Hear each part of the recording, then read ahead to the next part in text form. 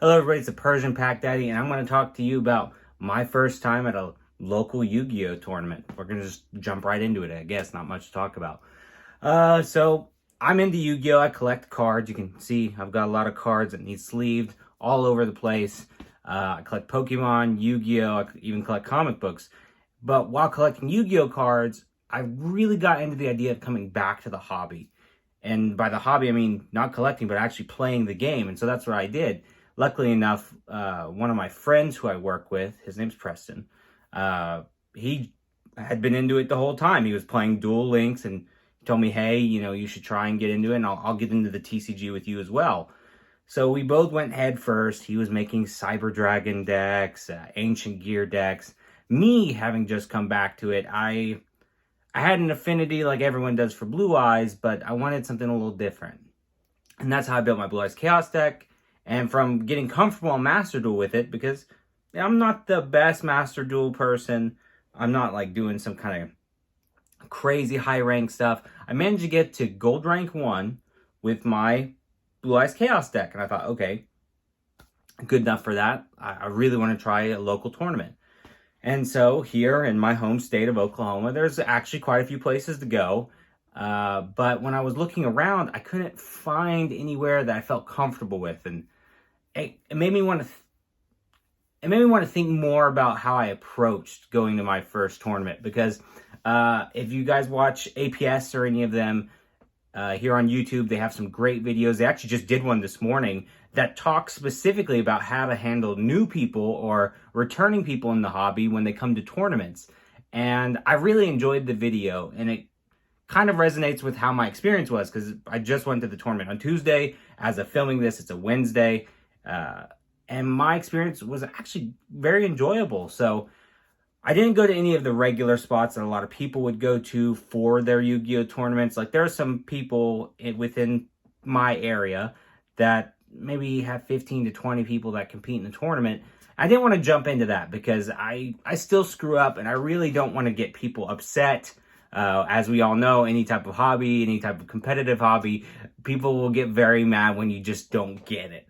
And I found a store, and I'll go ahead and I'll give them a shout out. They're called Oinkers Island. They're in Broken Arrow, Oklahoma. Very nice people. The staff, very, very kind.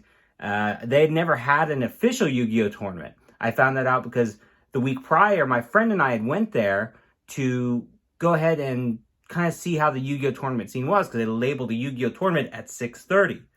We got there. We were the only two people had anything to do with Yu-Gi-Oh! Nobody else was there. So, not very good. Not really what you want to see. But I decided, okay, well, I'll bring another friend, because a guy that was there had a Yu-Gi-Oh! Deck, but he didn't want to duel. He was too busy playing Vice or something like that. And coming to this week, we get there, we have 4 people, and they are able to actually hold their first tournament, which is very cool. Preston, my friend, he knows quite a bit. He got to duel. We didn't get to duel each other. Actually, no, that's incorrect. I got to duel Preston. He didn't get to duel my friend Chase. Chase is the other person who I brought with us. Chase is definitely more competent in Yu-Gi-Oh! Than we are. He actually has been to a bunch of tournaments. He's enjoyed it. He's placed a couple times in some local tournaments. And we all went ahead. We did it there. Actually, that guy that brought his deck this week, randomly, his name's Kyle. He won. Congrats, Kyle. Good job.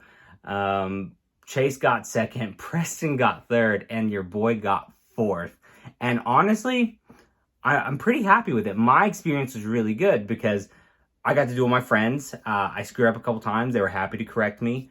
I could tell my buddy Chase, the first duel was kind of going a little easy on me so that I could get some combos out and feel good. And that went into, like I said, if you watch APS's video, he goes into how he feels you should handle new players. And I kind of resonate with that. You shouldn't necessarily just let people win, but I think that letting them kind of get the feel out of their deck is a good idea. Letting them feel like they're having fun is a really hard thing to do.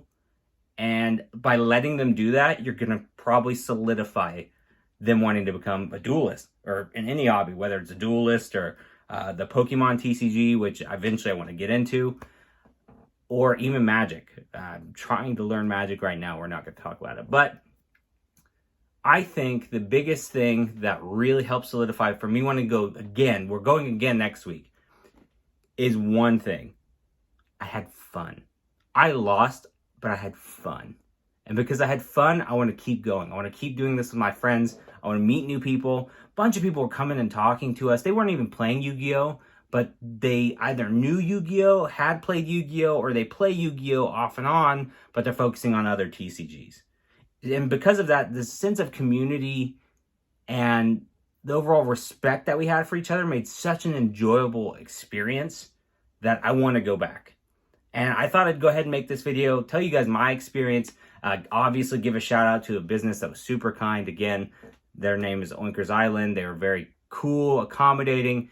When we told them that we were going to be their inaugural Yu-Gi-Oh tournament, they were so excited, so happy that it was going to happen. They really were just super kind about it.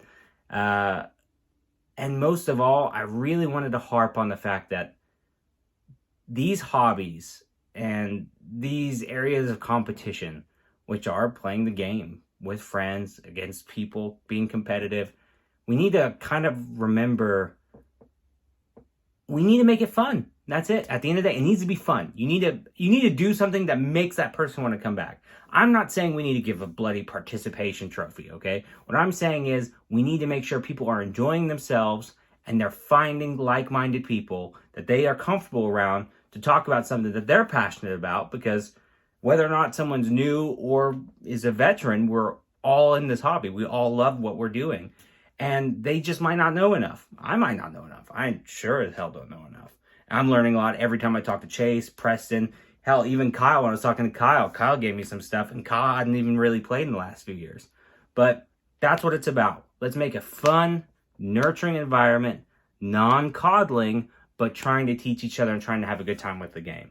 But I'd love to hear your thoughts. You guys just let me know. Have you had these experiences at your local YCS? Have you had a really sour tournament? Have you had an amazing tournament? Have you met some great people in the hobby? I really want to know. I really want to hear what you guys have to say.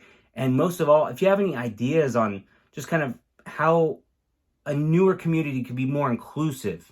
And what I mean by that is a newer community of Yu-Gi-Oh players, because what we have is a rare opportunity. We have a spot where people are coming in slowly, and we're going to be able to really be kind to each individual person.